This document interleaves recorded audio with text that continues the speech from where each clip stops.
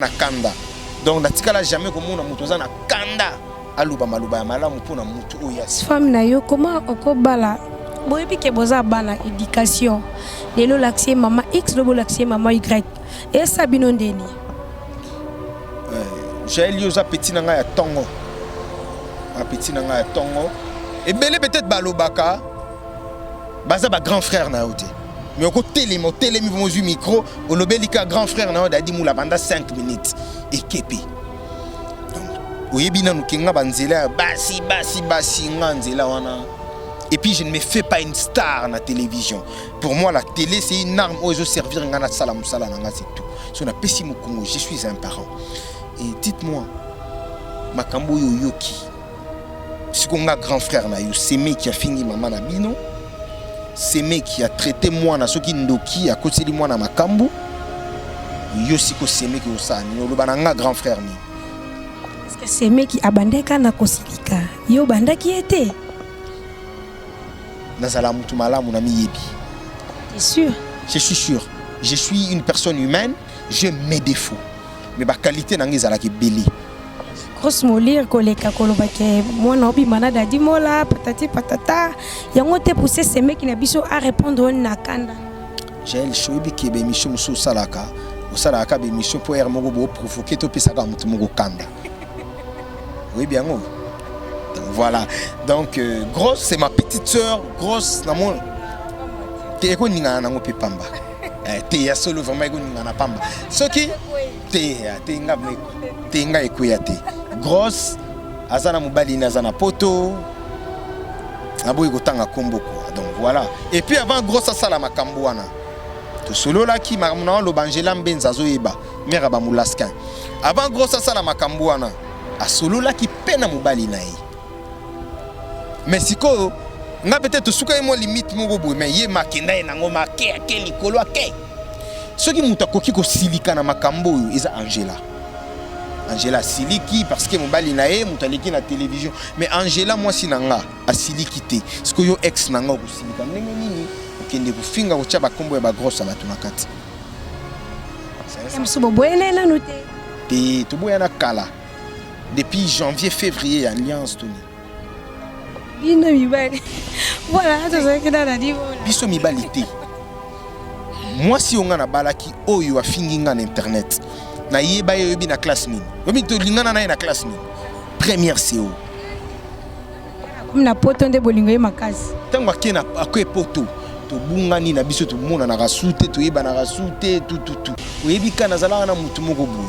Mais un moment à lukinga na banet tout ay ko retrouver nga tindenge pe continuer ki ayeki na zongi ayeki bon ça yo mukonga pe nanga muko bon ba erreur musu to ko bongisango tout bon d'accord to ko bala na biso pas de souci bala na biso ti voilà on ne songa na yo ki internet na seki net na moni ngone théâtre donc na mona net maman kalunga au sala théâtre mais alobi ki asala ki ngo peut-être pas prouver mutu mobo eloko ezo mo bande ko sa mibali bolingika basi ya poto est-ce que basi on va za na mibali na bon la poto te baza pour occuper. Je crois vraiment une femme na poto moi ce qui to kwa cha parfait na cher ala taka danger ayo zo mobali na kishasa bon mona ngo lushte j'ai lieu zappé moi c'est cher o tsa ba parfum cher pour ba parfum na auto mona na car na okuna na ndimité bon il faut na ndimaka po mutu na mutu na façon na ye yani bon netinga da dimu na cause la complexité c'est l'amour c'est ce que les gens n'arrivent pas à comprendre ce qui peut-être l'élo Jaël la lingani na Jaël chaud entre guillemets est-ce que balobani les a complexe pour Jaël passe à la télé ndebo lingani na ye ou encore Dadi passe à la télé bango pe balinga bisoti pour tout ça tonton moko ba monsieur célèbre na mikili ça la complexité et différence ni entre moi c'est à Poto na moi c'est à Kinshasa il y a pas une différence bango nyoso baza basi c'est juste que moi c'est à Poto vendre na Poto moi c'est à Kinshasa vendre na Kinshasa est-ce que ton yoye ba comportement te au moins nezaka téléphone alors l'action ma bête. Et puis tant est-ce quoi koya na kinde boko comprendre que yaza boy moni bakana bino za ko bakaba fait la juvénile qui bala ndeti a lelo a se retrouver que na boka maman mususu parce que ayeba ki na comportement moi sina été mère pucharia yete il a besoin de se mec to boya parce que mon askunga na ebishiunga na famille ba pekisanga da disuka kaka na predot nazanga ende koyoka totanga na ye moi si nanga ya première siou mamna loba mastananga Charlie Bongima na Panam Charlie Bongima mastananga Kadika Dima azana Angola mastananga Baby Lukula azana Bruxelles Laetitia Kanzale Obijina Ngiana asala ba émission politique na Congo web tuturoye ba so moni ba masana biso do ba pekisanga ba Rose Kikuni do dinabité il y a que Dieu qui ne change pas. La personne peut changer Jaël. Mais to komika place za kusanga koyebananga pardon kusanga koyokananga mais pona o nyoswa fingi nga eloko isalinga pasi kufinga ka ba parents yango ndi na vandi na bia mama Kati alianda nanga te mais Jaël a damé l'art nanga au fingi mama wa botela mutu yo lia l'art na été wana nzamba o frapper yo Maxi Bio Café yango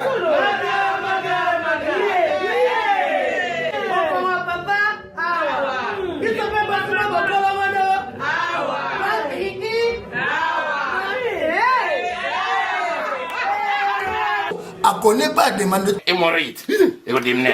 Oh, il y a diabète. Un année avant. Sous réserve. Il y a un côté.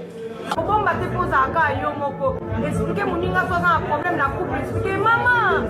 C'est le coup, ils ont mis sa vie sur la couple et en gros. Tout ok. Bio café et au salade, je te lengue. Tombe la car, Nabino Yango. Force en bétou. Danger. Maxi Bio, café original. Café original. Bande ko tomela yango pour la santé na biso. Nous sommes Go Location. Nous prenons votre talent de bagage au pied de l'avion et nous vous déposons tout de suite où vous voulez, dans les meilleures conditions possibles, pour vous donner plus de temps et de liberté.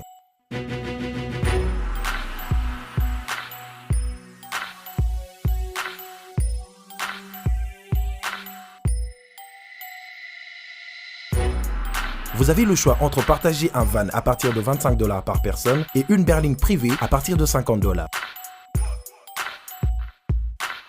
Ce n'est pas tout. Nous vous offrons des prix plus avantageux après votre première consommation de nos services partant de l'aéroport. Notre gamme très variée de véhicules vous accompagne dans tous vos événements pour un meilleur séjour à des prix hors concurrence et ce, 7 jours sur 7.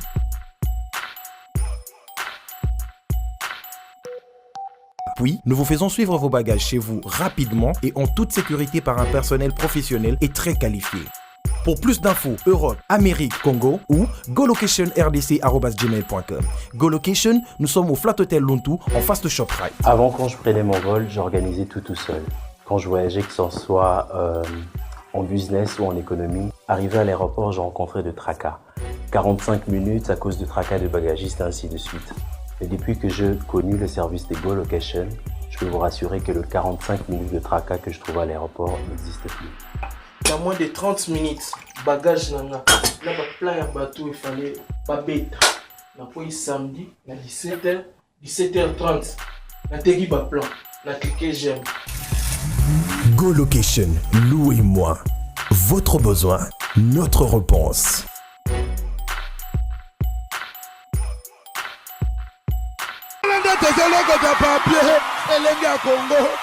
Glodidia Sika, la mignonne. Hey, la mignonne. Tracy Mbelenga bro. Tracy Mbelenga bro. Kata. Eh ben voilà, chers amis d'internet, hein. C'est bien moi Jaël Show, la plus velue de la presse. Pas ça longa boya commandé ne le va ta fille Laura dans ezalate quoi. Babi ni mi ne la bino basangwa kitoko c'est plus ça bino parce que ta bon on a déjà elonga Jaël Show c'est que maramba kitoko quoi. Babi l'autre za da dimola za team wa t'es pas vu la héritier wa tana mais avant azaka la maison mère. Il faut te bête pena masola da dimola po da dimola ndeti kaka na internet comme dadi asali bo so te bi ke a se respecta makasi et le ba grosse moli rabu le porte-parole a se respecta local da dimola azate puis az intellectuel donc le londeni ne comme da dimola se respecta toi ndo que so na ba bêtise donc et ça propreté quand tu as parti la biso quand tu as senga j'ai chauffé un blepso dadi mola ali mola yo dadi mola à Kangé bon que tu en pleine ville quand des dans Kinkano. Bonjour dadi. Ça va? Oui, ça va Boni. Ouais, ça va. Tu es vraiment en pleine ville. C'est que on a Talibo et Nassima au ISP, place dans Silissa. Jour monsieur vraiment, il faut toi aussi l'émission. De côté vraiment l'administration, il y a ISP. Voilà. Dadi Boni bassin orchestre, Boni humour santé puis famille. Ngamoko santé kitoko, famille vraiment rien à dire. Benzaskin, hein? La mère de Moulaskin, naba Moulaskin tout baza kitoko makasi. Ngamoko pe ça va donc santé siko izongi parce que na belaki donc maladie na belaki vraiment on sentir que net moi comme quand même Dieu m'a aidé, ça va, ça fait un mois na bande sous les canapé mission parce que bah c'est un mois repos mais à l'instant ça va na bande nanga boulot donc ça va. Bandi j'ai boulot dadi mola na ko ba dadi mola mes parents bazara. Ah malheureusement mes parents pe vraiment na ba am na bango maman Cathy na papa Tony bazala vivant li sous-sauté. Mon père nous avait quittés vers les années 95. Voilà, un certain 14 janvier. Le 14 hein. Oh. Papa Tony. Donc Lélo déjà 23 ans. Dans ma belle paix à son âme, mon papa. Et tout ça les caca émission jour de ma papa Koufa. Et ma mère était morte le 10 février 2001, les jours de mon anniversaire. Voilà. Donc le 10 février, vraiment, il y a des jours, par nous, il y a deux événements dans la vie. Les décès de ma maman et ma naissance. Donc, voilà. Dis-moi là, vous avez combien de familles? Vous avez combien? Je suis l'unique de ma famille. Et ça l'année de ce que nos téléspectateurs dadi mola atanga otangi nini après liwa papa na maman na ya beaucoup la kio après liwa ya papa na maman obi biso tuza bato bandundu donc jamais ba tata mwasi ba komona leki na bango akufi to yaya na bango et elles ont les moyens batika obo parce que nga na famille ya papa bana mibali babotamaki donc batika la ki neti mibali. Mon père biologique et mon père Eric Moula qui est le jeune frère à mon papa Azan à Bruxelles. Donc tant que papa ya kufa donc moi na mobile tikali neti yemoko. Alors à l'époque j'étais en 6e hein, papa kufa qui nazan à 6e oui, 6e primaire. Et comme ça là que tata moi si nanga est né à papa Aline Moula. Mamie, je t'aime beaucoup. Donc yende mutazwa kinga ngwa junga nde comment il vend Dakar na Gombea on a venu du livre.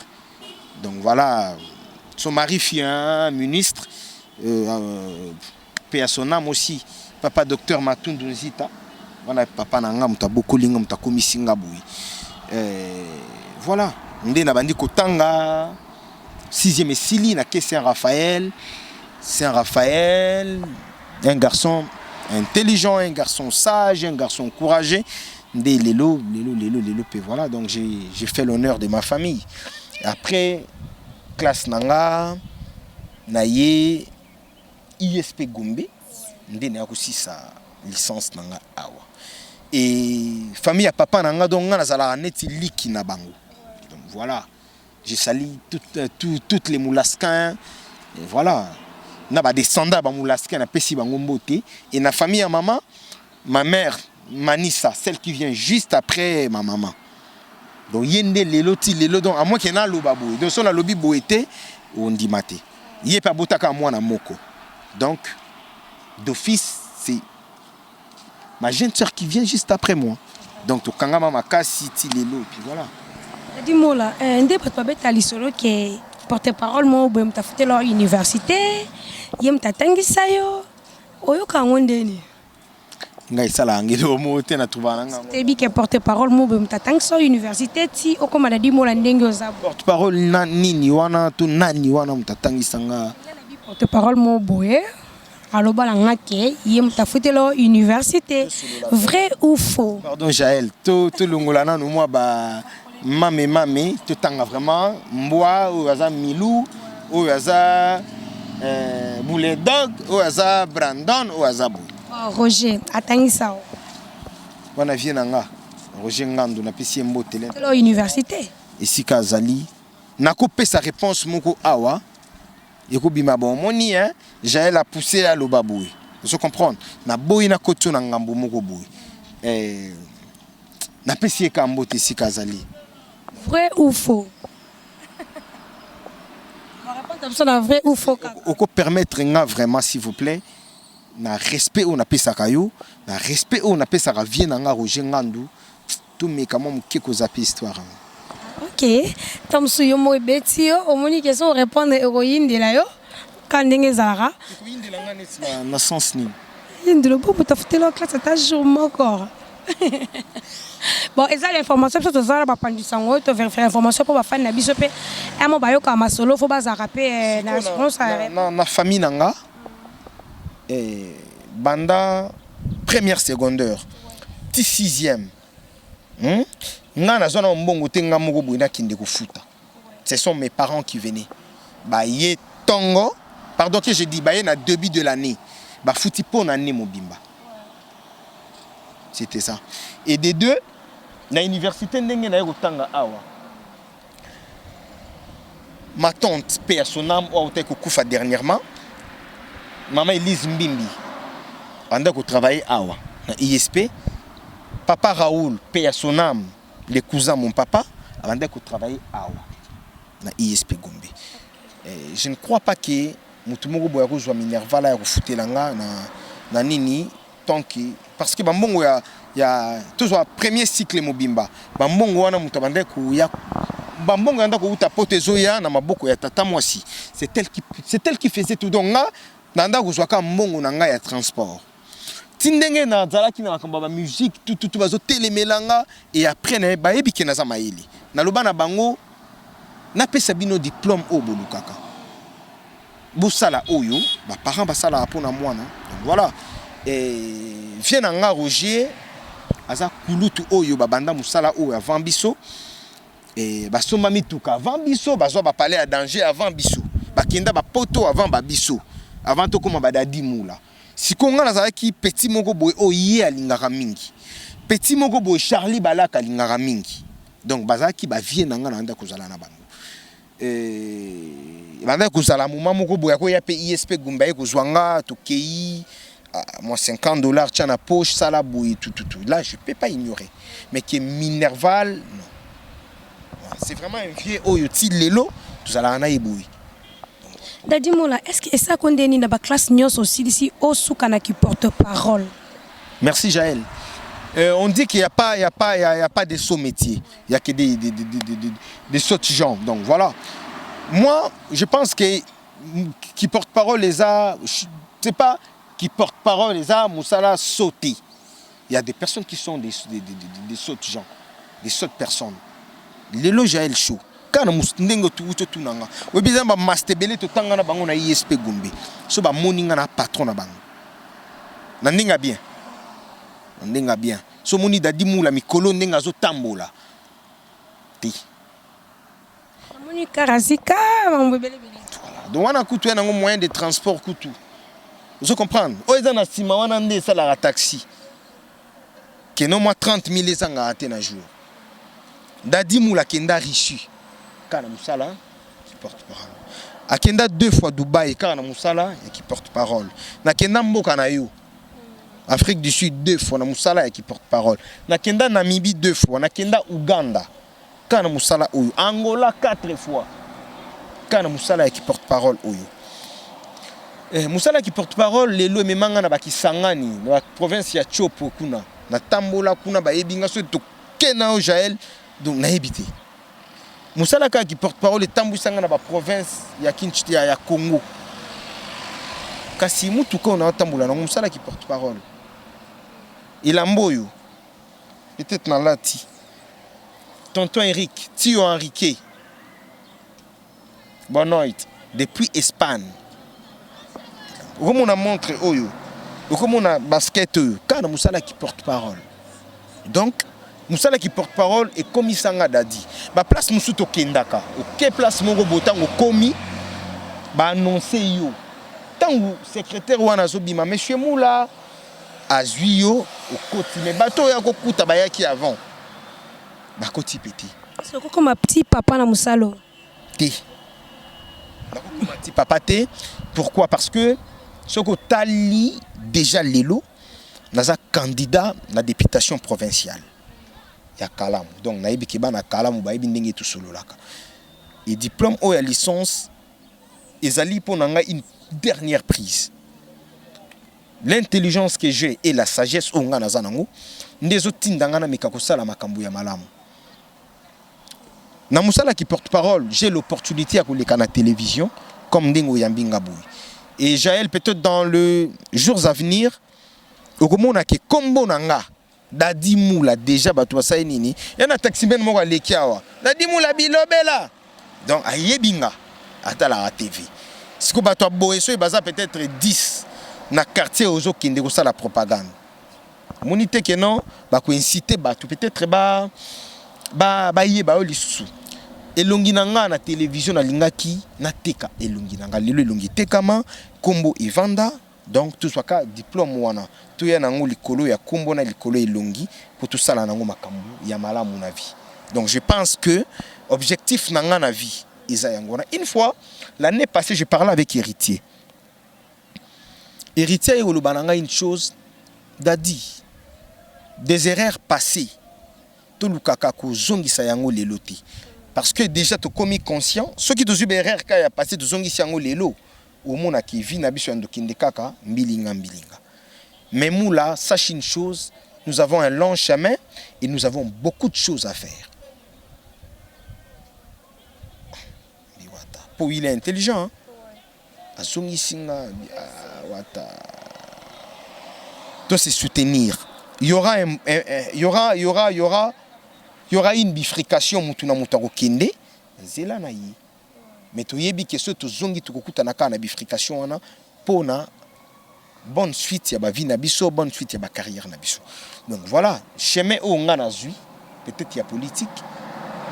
Na kolongwa la team te, na ozala toujours o ya banda na la team est comme singa place wana. Donc na ko bandu zonga pe kotala bana ya la team, peut-être ko sala pe makambu ya malunga pona la team nanga. On dit que Héritier Watanabe a maltraité Abino, a débordé a gangé Abino, après Sabino respecté, deux fois a craché Abino devant le gens. C'est pas de palobango. Dès qu'il est là, en internet, qui est amolé la ka, watazo gangé la, watazo respecté ngati. D'autres pas peuvent vendre raisonner. T'as dit moi là. Il y a comment porter parole héritier ou respect si là comment gangé la ngana mi sabatu na ba diplôme na ngai na ndena ngala se respecter wata gangé la ngana mi sabatu. Et na ba internet o ebimi nga povunga be na yoka kiango na yoki ke héritier wata mankenga na yoki te ki gangeli to asalibu. Bon, la première des choses nga na koluba Jaël yo yaka la team wata na ebité jour nini mona peut-être héritier a crié sur nga. Je sais pas, peut-être au mona nga peut-être na bosana na ebité jour nini héritier wata a maltraitanga na yebiti journée mais il a droit ya kuganga soki musala na ye atinda kinga na sala na sali yango malamu te c'est son entreprise il a droit ya kuganga vous se comprendre c'est que ceux qui peut-être apesinga mbongo multiplier ba DVD kende kabola ngo na ba chaîne fa na sala ngo lelo donc kaboni na 12 heures mais nga na sali yango te na ke sala ngo lobi a oganga te c'est que ceux qui a gangi ngana lobanine na kende kolela pa batu c'est moi qui est fautif et puis na internet oyo keza mutu azo finganga donc azo finganga na kanda donc na tikala jamais ko mona mutu aza na kanda aluba maluba ya malamu pona mutu oya femme na yo comment okobala boyebi ke boza bana éducation lelo l'accès maman X lobo l'accès maman Y et sabino ndeni j'ai lioza petit nanga ya tongo ma petit nanga ya tongo et belé peut-être balobaka baza ba grand frère na yote mais au côté télémi vont jouer micro au lobelika grand frère na dadi moula pendant 5 minutes et kepi Donc oyebina nukenga banzela basi nga nzela wana. Et puis je ne me fais pas une star à la télévision. Pour moi la télé c'est une arme où je servir ngana sala musala nanga c'est tout. So na pesi mu Congo, je suis un parent. Et dites-moi makambo yoki.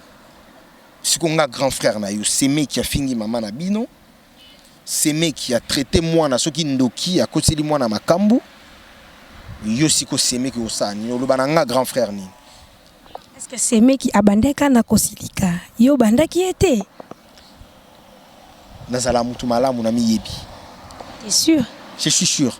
Je suis une personne humaine, j'ai mes défauts. Mais ma qualité nangi zala ki belé.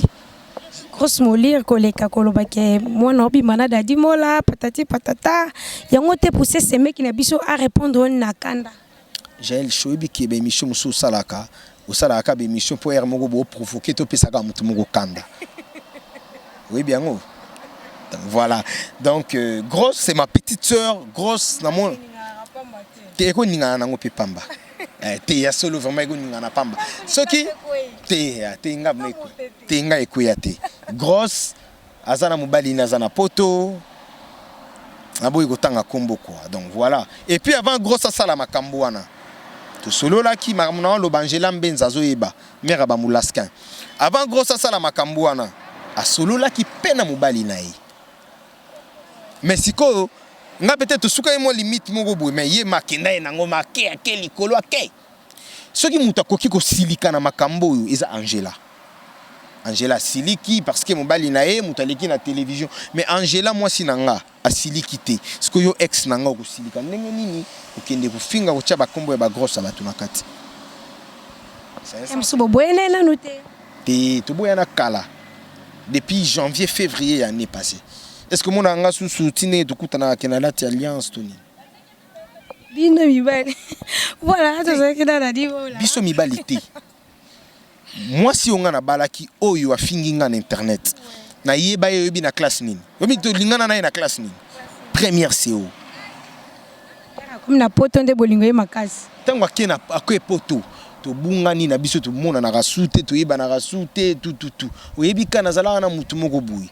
Mais un moment à Lukinga na banet tout ay ko retrouver nga tindenge pe continuer ki ayeki na zongi ayeki bon ça yo mukonga pe na nga muko bon ba erreur musu to ko bongisango tout bon d'accord to ko bala na biso pas de souci bala na biso ti de lo voilà on ne songa na yo ki internet na seki na seki net na moni yango net théâtre donc na mona net maman kalunga au sala théâtre mais ye alobi ki asala ki yango peut-être pas prouver mutu mobo eloko ezo mo bande ko sa mibali bolingi ka basi ya poto est-ce que basi on va za na mibali na bon la poto te baza pour occuper tu crois vraiment une femme na poto moi ce qui to quoi tu parfait na cher ala taka danger ayo zo mobali na kishasa bon mona ngo lushte Jaël yo zappé moi c'est cher o tsaka pe ba parfum cher pour ba parfum na oto mona na car na okuna na ndimité bon il faut na ndimaka po mutu na mutu na façon na ye ya nini bon netinga da dimula na koza la complexité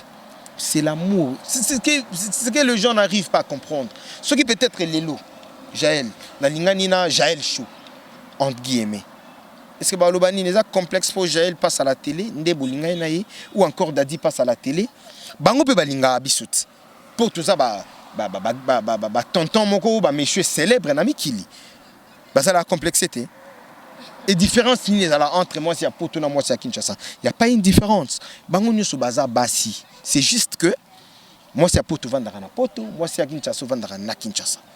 Vous rendez ce que temps yoye ba comportement te au moins ezaka téléphone alors l'action ma bête et puis tant est-ce quoi koya na kinde boko comprendre que yaza boy moni bakana bino za ko bakaba faire la juvénile qui bala ndeti a lelo a se retrouver akana boka maman mususu parce que ayeba ki na comportement moi sina été mère pucharia yete ina biso ba mec to boya waso mona sikunga na ebishi unga na famille ba pekisanga da disuka kaka na prédote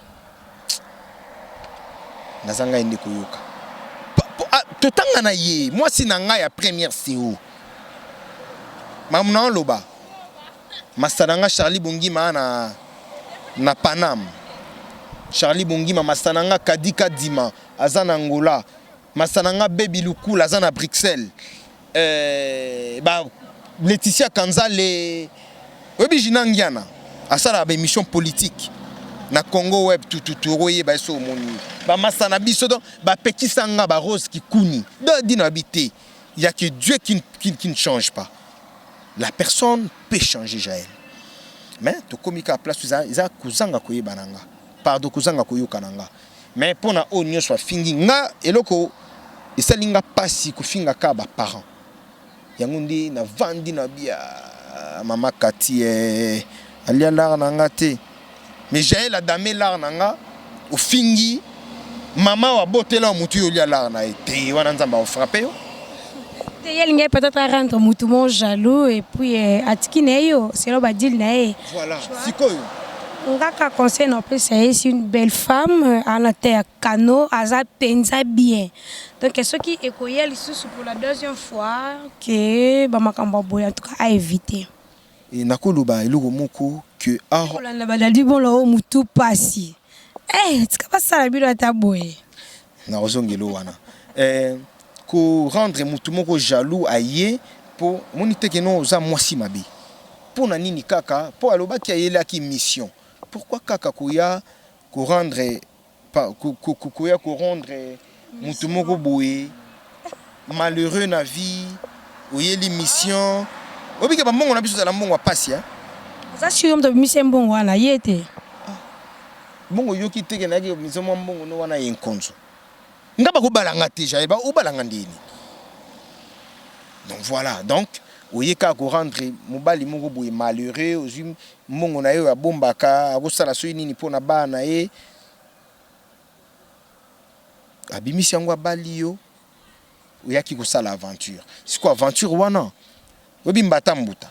Donc Nzambe na mbongo wana oya kosala l'aventure yango nde kuganga soki gangi obi soki gangi obi ezana ba maladie mususu muto zo bela bake ba hôpitaux maladie ye banaka te boke na bokoko ezo ye banate nzoka Nzamba frappé biso maladie wana obela ngo pendant 20 ans yo comme tema personne Nzambe non te pardon na kola kila mutu mabete na lobaka to solat. Donc par rapport ya mabe moko boyo salaka ce qu'on a tangi ba commentaire na mon commentaire moko etikenga mutu aloba mwana mwasi oyo impoli kutu awa bangaka mama na ye te soki asimbi kofinga mama na ye na noko na ye oyo amema ye na poto na mwasi ya noko na ye nasungi na bi bon voilà soki mutu afinga mama na ye bongo mpo afinga mama ya moninga donc ya nango donc voilà donc moi je pense oyo nga na kosenga na bato baolanda biso boprier ka mpo na ye parce qu'il y a d'autres personnes bazala na sorcellerie inconsciente ou encore mutu moko aza envoûté akobongaka te na vie to mutu moko balokela ye mabe makasi. Donc au mona na temps moko boye soki ba prière tango osutuka et puis libala les a précieux libala j'ai le chaud si qu'on a zonga tango lobike tika bomona aka boye badadi mulango pe mitu pasi oui babiso nyoso tuté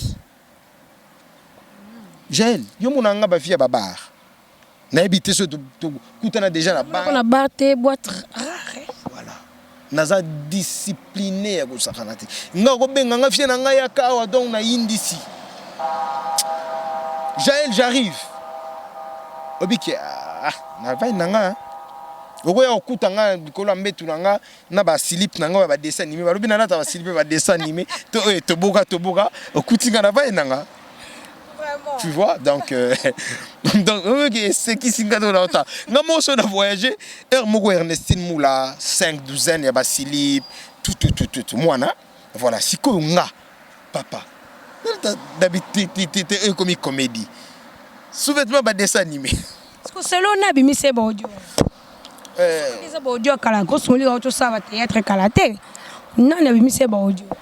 Grosse molire ça théâtre te grosse molire ça li alelo menga na osala ba analyse na yebisi ko mutu abimisi yango qui ba audio na bino mbale mutu mo abimisi yango ça na mutu moko abimisi yango parce que na tindela ki mutu yoka ndenge camarade na yo afinga kinga tout non ngapela simba touche bon voilà moni touche ko nga na simba touche aussi ko bimisi ou encore yé moko pe kuna ko sala pe ba manigance wana donc voilà mais na pas ça na poso nu yo nga sangwa va peut-être que non mutu ngo na tindela ki akoki ko sala yango bon soki asali yango donc mais pour nanga omoni nzambe o ebatami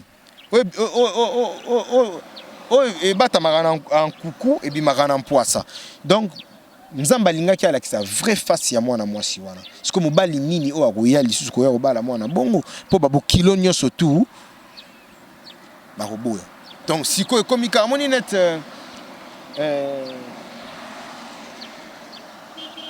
ce soir na bino wana baboyenga ngo nini ce soir donc aujourd'hui ce soir oyo kausi ncheve après ça nini ozongisi pour jamais kotambola na ce soir boy donc voilà watu zakina na dimo la bobi la team wata toujours boki ba réponse na ye ba question watu zaki gel tout neno lelo la team wata telelo yemo kona no expliquer biso donc boki ba réponse na bino na bi ke émission esali elengi makasi na ya tanto mwanzo motema ya vieux Jules et puis na dami dami je t'aime hein? Et puis la Rizibula Boulaske bobi Rizibula ye mikolo mon privé hein mon privé na Edwige Ngombo moi ça pembe hein la grande Z Zizi Ngombo moi ce qui tokota lèvre rose hein bobi batunyo so bolinganga na linga bino bobi mikolo to la AG Fafalonga yenda longa AG Fafalonga boss de boss et AG Fafalonga ya linga boita yo tindelo mbongo pamba AG Fafalonga na senga ki yeka eloko mo bi ba kepinanga na kabi moi trop donc ba casquette esili donc ba casquette donc so akotinela nga ka ba casquette nde na senga AG Fafalonga oyo kitede di muno bi ba casquette donc mikolo to aka la boss moko ye kutalinga buzoba te atindité kangala ndima ok donc AG Fafalonga mon boss je t'aime trop et puis yemo le vénérable le grand maître le grand marabout bobi ye pas la spiritualité souka avait choisi matata ye spiritualité souka so na tellement pensé na moni mon boss ya Willy Musheni papi Musheni leka boss azabos hein papi Musheni ya Willy Musheni donc yo l'équipe bango elle a tali koto no moni nani nzambe na ngai champagne overdose batutu bolinganga na linga bino Angela Mpenza maman biso sika ça fait une année déjà. Oh, Angela Mpenza, ma grande sœur, ma belle sœur, je t'aime. Dis-moi là. Viens choisi ma tata, viens choisi. Il a choisi Oyebi. On y a bakota ba limité wana ta, na ba funa wana viens nga. Ya Willy Musheni na benga ka barrage à Inga. Donc wana vraiment donc na ebité barrage à Inga. Ya Willy Musheni donc voilà. Ok, Bobby va tout l'inganga pour la prochain numéro et ça abisso elengi makasi à suivre boucle. On a coupé sa programme orchestre. Il est là déjà ba danseuse na totorina bazo kende na ngambu ya Afrique du Sud pour na ba choqueuse mugwiza wana et ceux qui ba zongi totali Cameroun to zongi ko beta na Lubumbashi Kinshasa mbala moko Angola. Tout bo za la paix hein. Vous s'intéresser t'es pas pouche à Roloba. Pouche à Roloba kai loba mo pour la bisoto OK. Pas pouche na binot. Na bala barona. Karine la barona. Yo yebi ma petite sœur. Et Angola ko ya na biso tiko to talingambo ya Amérique, États-Unis pour fallait mato kinde kuna et après États-Unis un des alliés. Photo kinde pe Inde et après wana donc voilà, disque déjà to banda et préparation nango ya disque na biso asika. Donc studio na mois de février awa donc ba place to andozala to anda osangisa quand même moi ba son ya ba différents studios donc vraiment totori na cette fois-ci na obanga po soko yoki banzembo zana oso yoka nzembo leki etoka oso yoka nzembo leki DDD na ba mesiko totori nazo mema biso wapi na ebité ponga lelo so na yoka album na yoka comme si ba nzembo to abimisa liboso ba fo banzembo siko na comme yoka banzembo oyo bazo répéter comme si album on retira da basala ki logotin en tout cas félicitations na ye bambote nanga Fabrice Tanzan mon cousin mon oncle mon papa Leki mon ami donc lui il est tout donc garçon Toulouse moni Jaël Choté après si on bote Fabrice Tanzan bi a palais et le procureur autrichien Jordi Samba wana li passa nanga so talika dadi omoni donc ba kokana fort donc atika kakutu dadi mulana été mon papa Christian Vemba le cœur de maman Chantal Vemba na pesio moté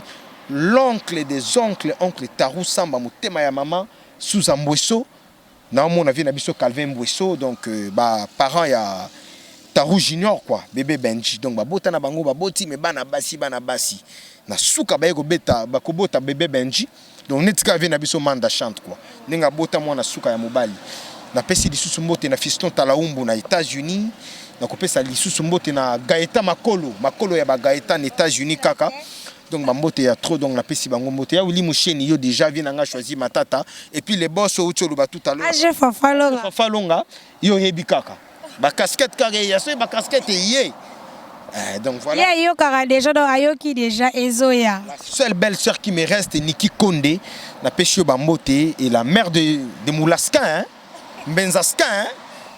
D'accord, merci beaucoup donc. Pardon, Angela Mbenza, je te salue na Banatou, Ernestine, Benny, Darmela et puis Bellevie. Donc place Bazakito. Merci, bye bye. Glody Diasiga, la mignonne, la mignonne, Tracy Mbelenga Pro, Tracy Mbelenga Pro, Kata.